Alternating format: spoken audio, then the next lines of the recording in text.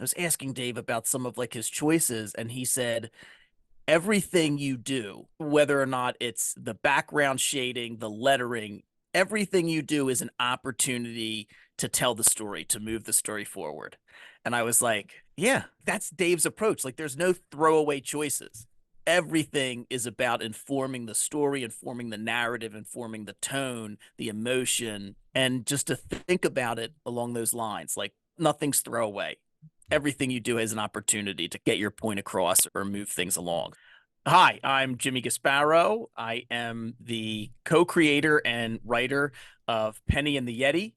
You can find me on Blue Sky and TikTok at Jimmy Gaspero. You can also check out Comic Book Yeti and the Cryptid Creator Corner podcast. You are watching and listening to Two Geeks Talking. Good morning, afternoon, evening, everyone. Two Geeks Talking is an entertainment industry interview show where we interview the creative people from the comic, film, TV, movie, and video game industries. And of course, I'm your host, Kurt Sasso. We are joined today by a very talented individual, multifaceted individual in that respect, because he is a lawyer, he is a podcast host, as well as a comic book writer and creator of an amazing young adult comic series that I happened to read volume 1 of, Penny and the Yeti. It's a beautifully fun comic to read here. We're joined by the ever-talented Jimmy Gaspero. How are you doing today? I'm doing well, Kurt. Thank you so much for having me on. I really appreciate it. This is the first interview I'm doing about Penny and the Yeti. So we're kicking off the promotional tour today. Well, I feel honored. This is wonderful, because as I previously mentioned, like we have circled each other in comic books and social media and podcasting for a number of years now, friends on social media and all that stuff. But for those that don't know anything about yourself as a creative person, tell us who you are and what you're bringing to Two Geeks Talking today. All right. Well, yeah, that's a big question, but sure. I always liked being creative, but never saw myself as a writer. I liked reading. I did theater when I was younger, was usually my creative outlet in high school and college, and then even community theater a little bit thereafter. That was what I did. I acted. After college, I decided to go to law school. So I've been a lawyer for April will be 20 years now that I've been practicing law. I think it really started when I got back into reading comics when my oldest child, Charlotte, who's 13 now, was born. My wife's a professional photographer, so she would work a lot on the weekends, and Charlotte and I would need something to do. So we'd hit the library, we'd go to the park, and there's a comic book shop right down the street from where we live in Wilmington, Delaware. It was a great shop. It's called the Comic Book Shop, and it was like super inclusive. The owners at the time, Patrick and Sarah Titus, were just wonderful. And it got me back into reading comics, which then got me to like want to talk about comics on social media. And then Matt Leggetti, who started Comic Book Yeti, asked me if I'd want to like review comics. And I never thought about it because I don't really have like an art background. So I was like, I don't know. I'm kind of a dum-dum when it comes to the art stuff. I just like looking at the pictures. But Matt, really encouraged me, and I started reviewing, and then I started interviewing people. And then Byron O'Neill, when he came on board, and Matt has since left, and Byron is now the editor-in-chief of Comic Book Yeti. Byron wanted to start a podcast, and from talking to creators with the podcast, it made me want to write and create comics. So I started probably, right around when the pandemic hit, trying to write some short stories, and I've been published in a couple of anthologies. Yeah, and then this year I published an anthology of just my stories, working with a bunch of different artists, and that kind of led me to pitch Penny and the Yeti to Papercutz. I worked with artist Amber Akin; she's the co-creator of it, and yeah, it's wild how like all of that has happened. That I'm a lawyer and I do that thing, but to kind of be in this world and wanting to feel like I'm a part of this club, and now I have my own all ages graphic novel coming out. It still doesn't feel real. I mean, I'm 46 years old, and this is like the first thing I'm getting. When it publishes in April, I'll turn 47 in March, so I'm a little late. But yeah, I guess never too late to do something you love. So sorry for that long-winded answers, listeners, but that's me.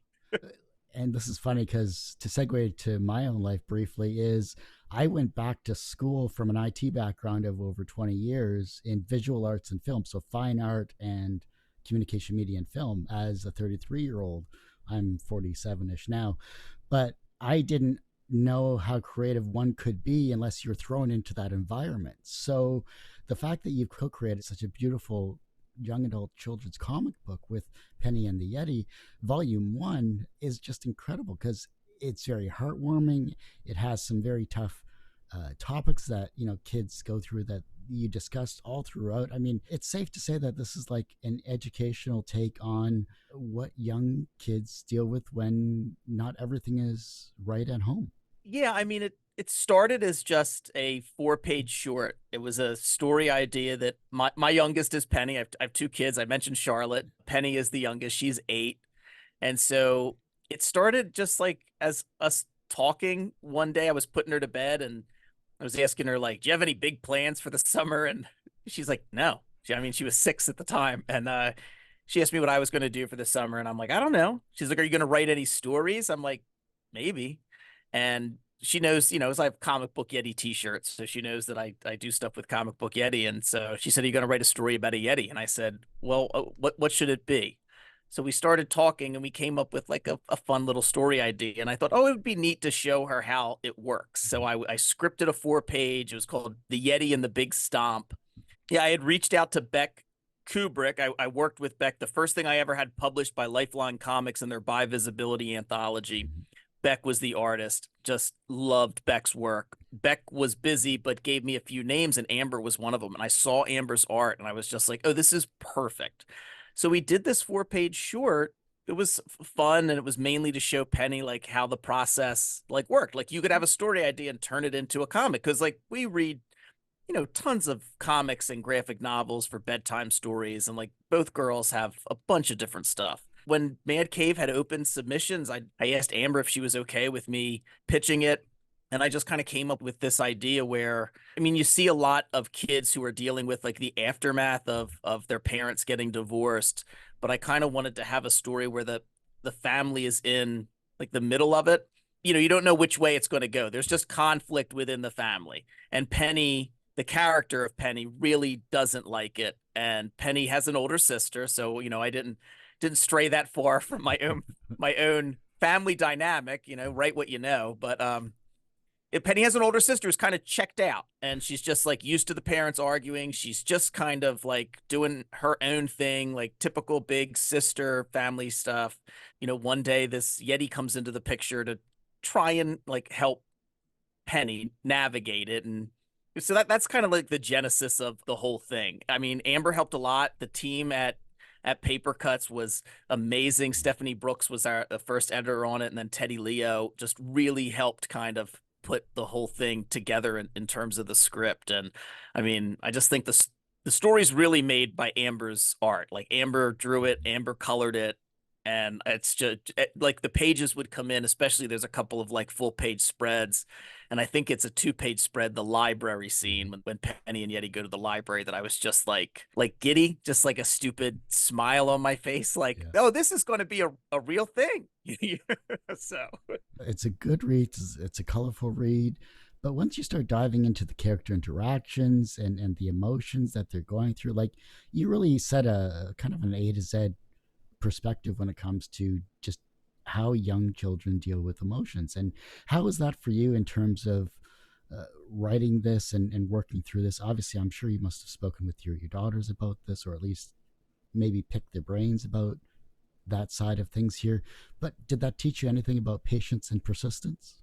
I definitely think it did, writing this, because I felt while writing it, I had to really carefully, you know, tread kind of a fine line, even though we're dealing with such a like a fantastical topic. Like hopefully listeners, you know, you read the story, but Penny's older sister Perry draws the Yeti, and the Yeti kind of comes to life when Penny really needs some help. And so we have this like really fantastical element where the Yeti is just there, and the family just immediately accepts it, like, oh, we're living with a Yeti now. And Yeti goes to different places with Penny and kind of learns what it's like for Penny to be a kid. So we have this like really fantastical element in it, but I wanted the family stuff to feel real. I wanted to kind of be specific with it. I didn't want it to be, too broad. I wanted it to feel like maybe this exact same thing hasn't happened in my house, but something similar enough to it so that folks reading it. And I wanted Penny and Yeti's relationship to be the core of it. And I wanted them to be really good friends, especially because while writing it, there's a lot of stuff going on in the outside world that I wanted to have a book where characters treated each other, even when they were arguing, treated each other with like kindness and empathy. And it was kind of a tough line to walk where I wanted kids to be able to get it. And I also wanted, parents who might be reading it with their kids to feel like it really had some real emotion and depth to it. But if you could hand this comic to your younger self, though, what would you hope to take away from it? If I could hand this comic to my younger self, man, I would ask my younger self to read it and really think about how much my own actions, even if I'm thinking about it, like as a parent, affect kids. Because there's so many things that I think, like if you're a parent, that we do as parents, and we're like, oh, the kids aren't paying attention, or that it's not impacting the kids. And the kids are so smart and so observant, and they pick up so much. And yeah, I mean, there was a lot of stuff where maybe not a lot of stuff, but just like trying to handle things. And when you're tired and sleep deprived and you're lacking patience, and you can be short with a kid, and then you feel bad. And like, I really would have asked myself to read it and really think about, how I'm interacting at home, but also to kind of give myself a little bit of grace. Like, don't, we're doing the best we can. Don't be too hard on yourself. Like, you would, if anybody else came to you and said, oh man, I was really short tempered and was a little bit too angry with my one kid, and I shouldn't have been. I felt bad and beat myself up about it. And I tell any one of my friends, like, look, you're going to have plenty of opportunities to turn it around, and to like, your kids know you love them, and to handle it better next time. Don't beat yourself up so much, because sometimes there's a lot of things where we're just like, oh, put that down. Like, we whatever it is, like we say things that we're so short, and it's like, they're kids, they're still learning, they're still doing. Not that I have like a free range house where everyone goes like undisciplined and is like running around and breaking stuff.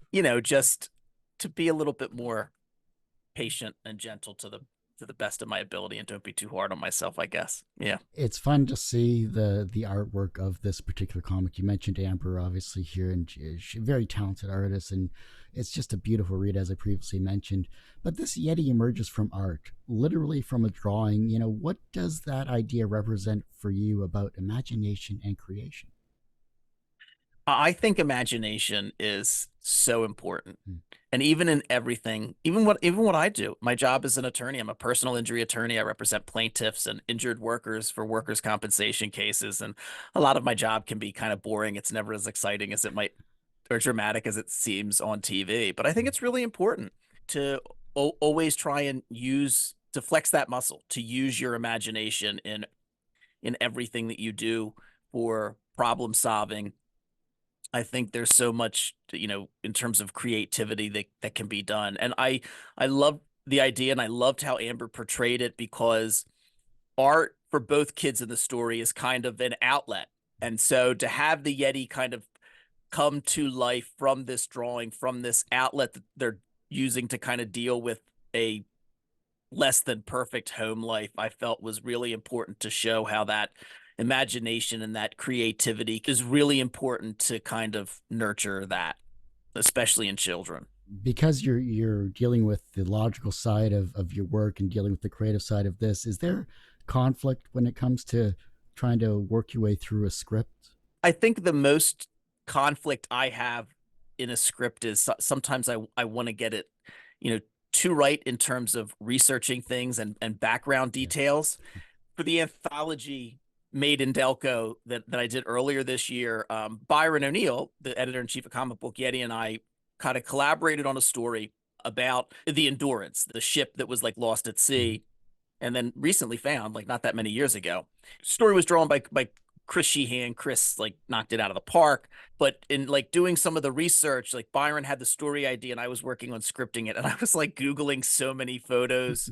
Like I wasn't drawing it, Chris was, but I was still trying to give Chris like some reference. And there were so many photos that I was like, oh, what did the Endurance look like? What did Shackleton and his men look like? And I'm like, at a certain point, I'm like, I just need to like script this and not get too bogged down in the details of what they would have worn, on that ship. I do that a lot where I really want the details to be right in the scripting of it. And sometimes I do have to let go and say, look, if you need more detail, I can provide it, but you're the artist. You let me know what you need from me, but here's what the panel should look like. So I think that's the biggest conflict I have been figuring out, how much detail to put in and not get too bogged down in the details of some of the things. It's interesting, especially like I work in TV and film a lot of the time, so I get to see a script from like start to finish, or I get to see that process, even if it's filmed out of order. But it's all about storytelling. It's about that storytelling principle. And the fact that you're on a podcast, the fact that you've written a young adult novel here, what have you learned from, say, the Cryptid Creator Corner podcast that directly helped you write this book? Oh, yeah, everything. I mean, I've had over 200 episodes and different creator interviews, and sometimes I'm like I forget what my next question is going to be because I am just listening to what the writer or the artist or whomever it is saying. Like just recently, I just interviewed Dave Chisholm about Dave's new comic book, Is Ted Okay? And I was talking to Dave about it and asking him about some of his choices in terms of Dave wrote it, Dave drew it, Dave did the colors, and I was asking Dave about some of like his choices, and he said everything you do, whether or not it's like the background shading, the lettering, everything you do is an opportunity to tell the story, to move the story forward. And I was like, yeah, yeah, there's no that's Dave's approach. Like there's no throwaway choices. Everything is about informing the story, informing the narrative, informing the tone, the emotion, and just to think about it along those lines. Like there's nothing's throwaway.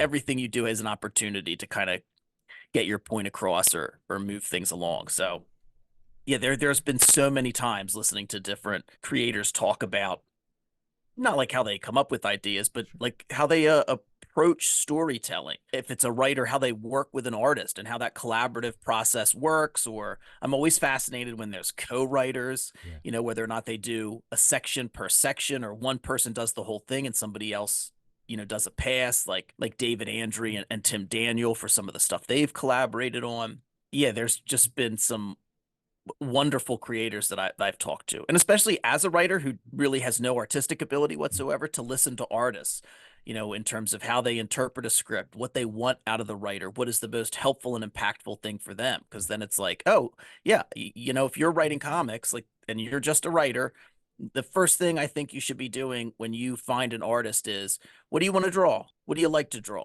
What works best for you? Figure all those things out before you dive in and hand them like a 30-page script that might not be the most helpful in order for that collaborative process to really work. Especially with working from a collaborative standpoint, like you mentioned, especially with Amber, there's a lot of soundboarding off of each other. You're trusting an amazing artist in her own right. Hey, this is the story, but there's that give and take. There has to be that give and take when it comes to this creative process. Oh, yeah, absolutely. Yeah, there's some things that I would put in the script and I'd be like, Amber, I don't know if this works. And like she would come back and she was, I think I can make it work. Or she would come back and she'd say, you're right, it's not going to. What about this? And I'm like, oh, yeah, perfect. Or she would take the script and change a couple of things that she felt to her narratively made more sense. And then I would just go back and edit the script so that the dialogue for the letterer, the dialogue would match what the letterer for this book for Penny and the Yeti, it's Buddy Beaudoin, who's an amazing letterer. Yeah, so it would match what Buddy would be seeing when he lettered, and it just made more sense for Amber. And then most of the time, I was like, oh yes, like visually, it makes more sense to do things this way. And if there was something I was really, I really think I need this, and here's why, we'd go back and forth. But for the most time, it was a really incredible collaborative relationship with Amber and I. Well, let's talk about Buddy Beaudoin, because I love letterers because they are such an underrated aspect of comics, yet they're so essential. Truly, they are essential. What is it about his style of storytelling with graphics, with his lettering, that just brought Penny and the Yeti to life? Yeah, great question. I'm not sure when I first noticed Buddy's work, but Buddy had done a number of things, and I've interviewed Buddy on the podcast, and Buddy's a writer as well. And I have just always loved how Buddy puts things together. Like, I feel like his lettering is always very interesting. He's really great at kind of directing the eye where it needs to go, even if it's a complicated page. Buddy has lettered some of the stuff in Made in Delco, and he's unbelievably fast, and he's great to work with. But I really felt when we got a look at what he was thinking of for Penny and the Yeti, just thought it was incredible. It just had a really fun style to it. I loved what he did with the Yeti's lettering in particular, with just with the colors of it. Yeah, a couple of things that I don't know what it even said in the script. There's one page where Yeti first gets out to see our world and is in the back of the car, kind of like sneaking in the car as Perry and Penny go to school. And Yeti's just like looking out the back window. It might have said that like Yeti says wow or something like that, but Buddy just did like an exclamation point, and I'm like, oh yeah, that's great. It's like it's just a simple little change like that, but I just felt like it really got the point across. And yeah, I just really feel Buddy gets it in terms of lettering and telling a story. And the perfect example to tie back into what Dave Chisholm said, that everything you do is an opportunity to move the story forward. Like, I really feel like Buddy just kind of gets it, and really did a phenomenal job on Penny and the Yeti. His lettering is so fun. His sound effects are great and really bring a lot to the story, especially a story like this where it's kind of fantastical at times. The target audience is kids. I mean, adults are going to read this to the kids, or maybe their kids are going to read it themselves. I find that these types of books, they're educational, they're informative, they're beautiful to look at and read. Have your daughters had a chance to read this entire thing, or are you waiting for it to be like printed and it's in your hands and you give it to them? Like, what's that process going to look like? I'm going to wait till it's printed for them to see all of it. But they've seen sections of it. A Penny in particular, I've shown Penny sections of it. She's very protective, might be the wrong word, but because she started off with the story, like she knows it's not her. Like, this isn't about my life, obviously. Right. Although I would love for a Yeti to help me do the fulfillment on this anthology. But like, she knows that the character is that she had a hand in kind of creating it, and so she's kind of a little bit protective of it. So I've shown her sections of it to see what she thinks at times, and she's been very funny in terms of the feedback. Has been really kind of neat seeing it. My oldest daughter, Charlotte, doesn't like to read anything digitally. She's still a pretty much let's go to the library or let me order this book. So she definitely wants to wait until like she can hold it in her hands and read it. Everyone has asked, like, well, it's called Penny and the Yeti, but you have like two kids, and I'm like, well, there's some nods to things that Charlotte likes in the character of Perry, but Charlotte has definitely told me that if this does well enough and Papercutz wants a volume 2, Perry has to take center stage. Well, then isn't that called Perry and the Yeti Volume 2? Is that going to be like the next title? I guess we'll see what happens. Past guest I had on, who's been on the show 13 times, Trevor Mueller. He did Reading with Pictures, a bunch of other amazing comics. He's a very talented writer. I'm sure you've had him on the show as well too. But he's working with Papercutz on the Steam Society. I just had Trevor on not that long ago. Nice. And it was same what you were saying earlier with you and I. Trevor and I had kind of circled each other in different things, and I finally had a chance to have Trevor on the podcast and talk about his work. And yeah, I got to look at those secret Steam Society Yeah, books that Papercutz are doing, and they are great. There's something that as a kid I would have loved, yeah. you know. Well, I remember like 321 Contact and those types of like they had cartoons and those things as well, and it was more science based. But like going back to the comics that we used to read, are there any comics that, whether they're web comics or DC Marvel or whatever, that you think kids would enjoy or gravitate towards? Maybe even younger than that, say like Sesame Street or Shel Silverstein or things like that. You mean from like when like I mean because we're around the same age when we were kids? I don't know. I've told this on my podcast, but to your listeners, like when I was a kid, when I first got into comics, my dad would take my brother Bobby and I to the comic book shop, and my dad would buy every number one like that was his investment plan. Like so, the comics that we had as kids were recently rediscovered a number of years ago, and my brother and I were going through them. There were like number ones for every Saturday morning TV show from like the late 80s and Right. early 90s. You know, there was like Foofer, Mad Balls, Pound Puppies. Like Yeah. if Mask, like if it had a cartoon and an action figure with it and they did a comic, we had at least, the number one issue. The thing that I loved as a kid that I feel like if they did it now, either reprinted it or did like a new version of it. Like my favorite thing, more so than some of the like superhero comics, Mhm. I loved like the Who's Who. Like they were my absolute favorite thing. That like I know Marvel or DC did Who's Who, and Marvel's was did something that I can't remember exactly what it was called.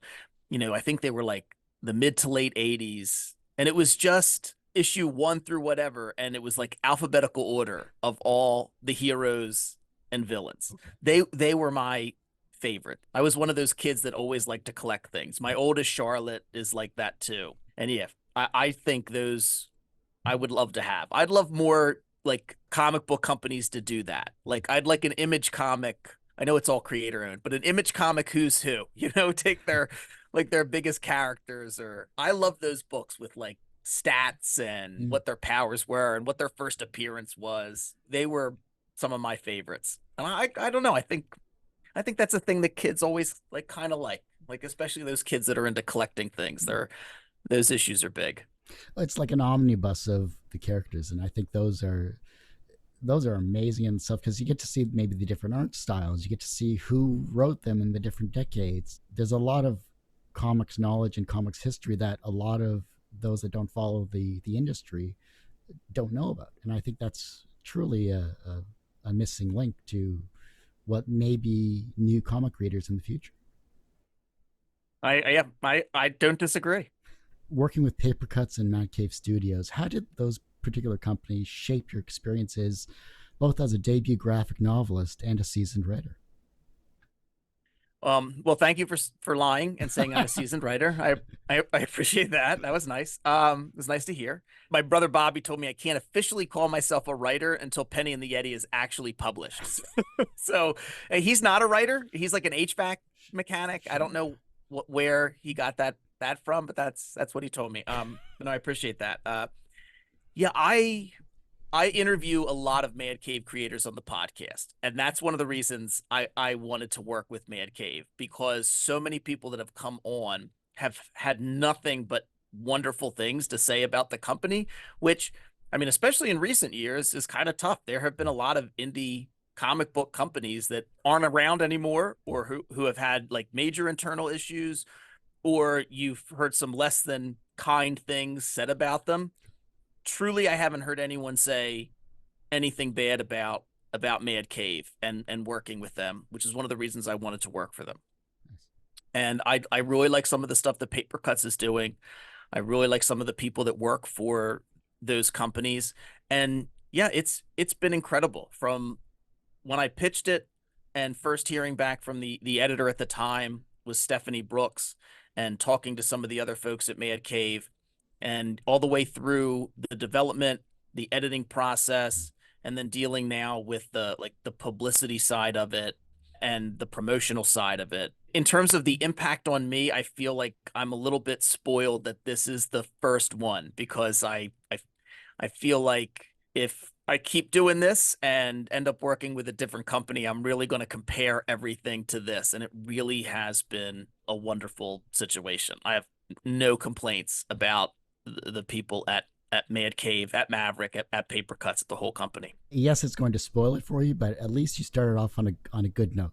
Yeah, yeah, that is a good thing. I've talked to folks who have really had some, unfortunate experiences, and I've been very, very lucky with Penny and the Yeti in terms of everyone involved, everyone who's had a hand in it, and it's just been, yeah, it's like a pinch me, I'm dreaming situation. From working with Amber, from working with Buddy, Tim Daniel, who I'm a huge fan of, designed the logo. Yeah, it's beautiful. So yeah, it's been great. Once it's finally published here and readers close the final page, and it's like 120 some odd pages, something like that. I think it ended up around like 118 maybe, but yeah. Yes, it's a great read, and it's a very easy page turner. So when readers finally close that final page, what single feeling or thought do you hope stays with them? Gosh, I hope this doesn't sound like hokey or trite, but like empathy. I hope they feel some sense of, empathy or kindness, whether or not it's from how they felt towards the family or how they saw the family interact with each other. I mean, especially Penny and Yeti, and even Perry and the parents Max and Fenton. I hope if anything they carry that with them.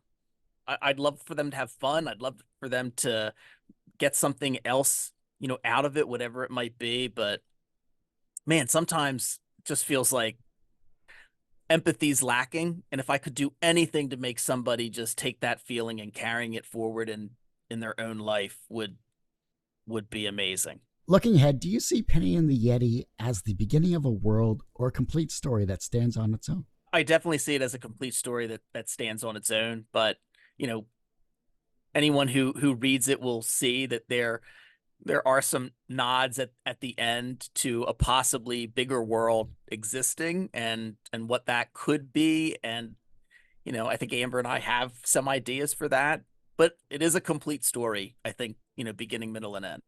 I mean, you left yourself wide open for volume two perfectly. Like, I would read volume two. So, Thank you. I appreciate that.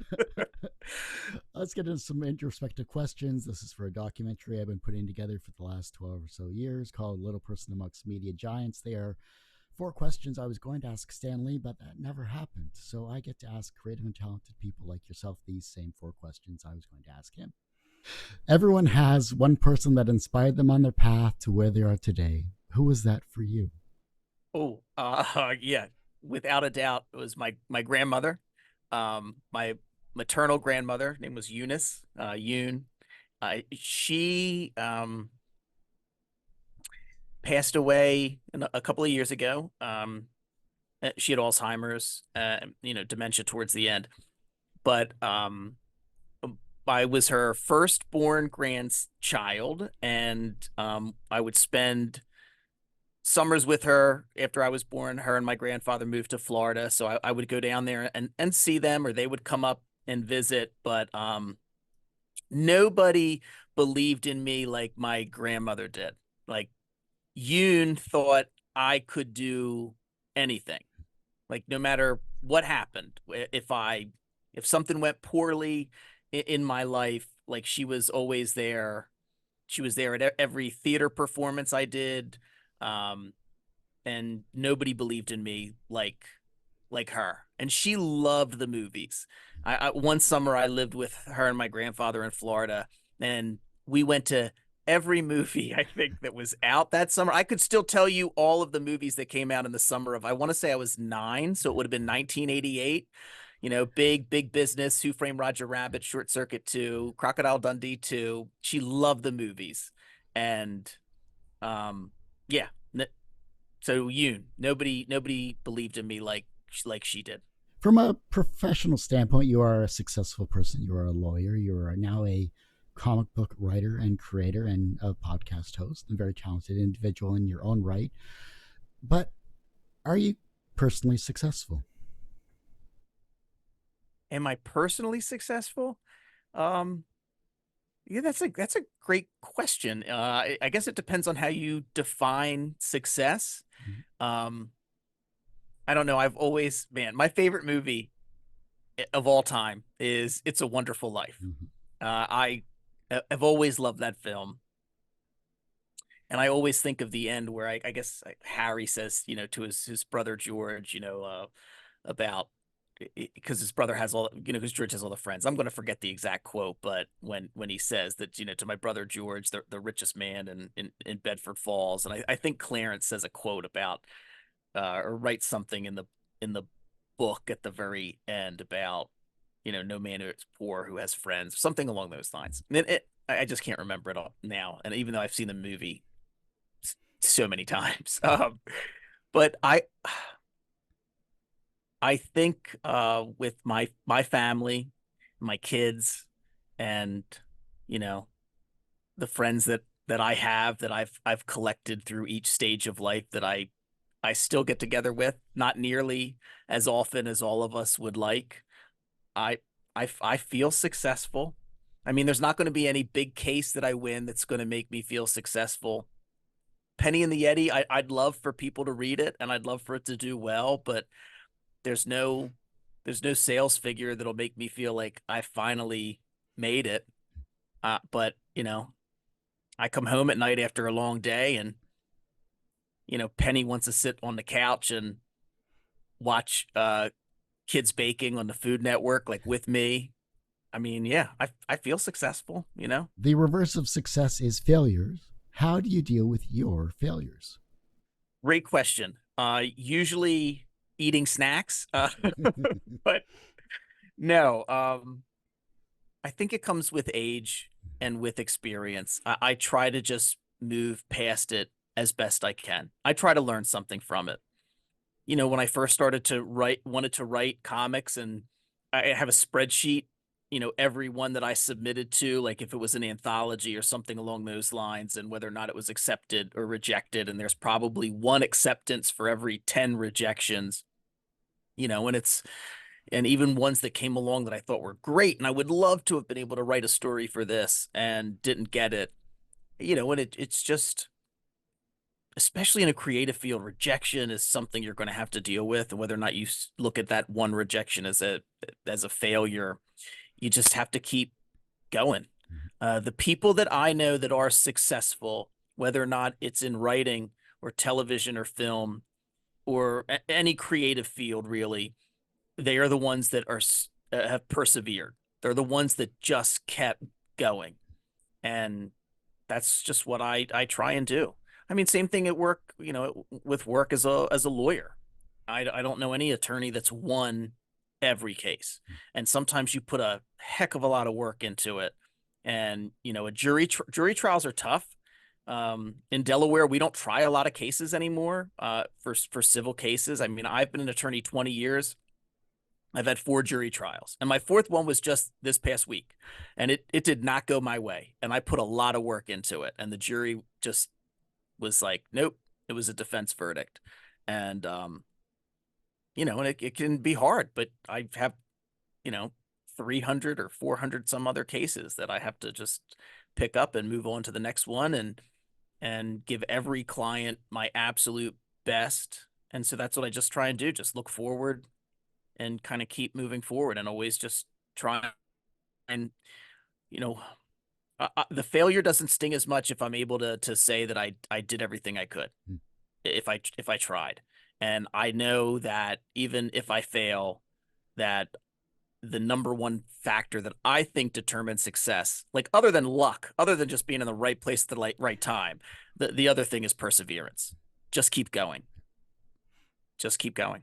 The younger generation is looking at your work and they're becoming inspired to be creative in their own way. And the fact that you already have the younger generation looking and helping you with your work, maybe they're going to be on a creative path in the future. And I can't wait to see what they create, whether it's from creative or logical or whatever the case may be. How can they inspire the generation that follows them? Well, I think no matter what it is you do, whether or not it's writing or making comics or TV, movies, singing, um, I think what inspires folks the most is authenticity. That's what I would tell anyone. Other than if you want to be successful, to persevere, the number two I think would be yourself, be authentic, figure out who you are and just be that person.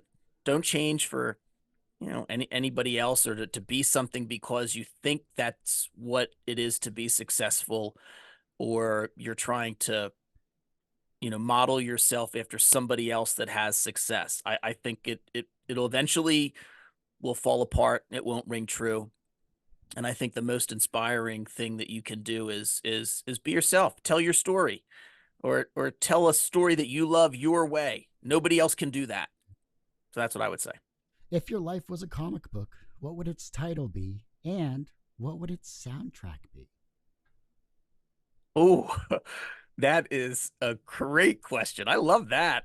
If my life was a comic book, I used to, the first girlfriend I ever had, her name was Sarah, and my wife's name's Sarah. So I used to joke that my autobiography was going to be From Sarah to Sarah, the sad dating life of Jimmy Gaspero. but but we've moved beyond that. That's a great question. I've never thought if I had I've thought about it for if I was going to write a chapter about other people, what the title would be. Like other people in my life, I always said if I ever wrote a book about my life, the chapter about my dad would be there's only one way to skin a cat. Because like my dad's way was the way to do everything. Still is. But yeah, about my own life. Yeah, I'm not sure. That's a really tough one. Let me think about that for a second. The soundtrack, I think the soundtrack would probably be a mix of late 80s, early 90s country and Broadway musicals. I think that kind of sums up growing up and the music that I listen to and still kind of love, and the fact that I do like Broadway musicals. I'm constantly singing things that are like happening. I think Jason Segel's character Marshall did that in How I Met Your Mother. I do the same thing where I will sometimes narrate what I'm doing in a song. I do like musicals. So that would probably be the soundtrack. It'd be a weird mix. Tonally, I don't know how it would work. But I think if I had to pick a title for the book, it's tough to kind of incorporate all the different things that I've done in terms of theater and doing the podcast and comic book writing now and being a lawyer. I'm trying to think if I had some like overarching, motto or something I say all the time. It is tough to kind of sum that up. That is a great question. I got to go back and see how other people answered that one, Kurt. That's kind of stumping me. I think if I had to pick like one song though, that actually would be a good title. One of my favorite songs is Dawes' A Little Bit of Everything. Oh, yeah. And I think that would make like a good theme for the autobiography, and actually not a bad title either. But I don't know if you're familiar with that song, but A Little Bit of Everything is not a bad title. I would be happy with that. Well, Jimmy, I do hate to say it, but that ends this particular episode of Two Geeks Talking. I want to thank you so much for being on the show. Oh, thank you. This has been fantastic. I've just I've watched and or listened to a lot of the episodes. Actually, just recently I was looking at, I guess, the Connor McCreary one because I really like The Last Witch. Yeah. And so yeah, I really appreciate you having me on. This has been great.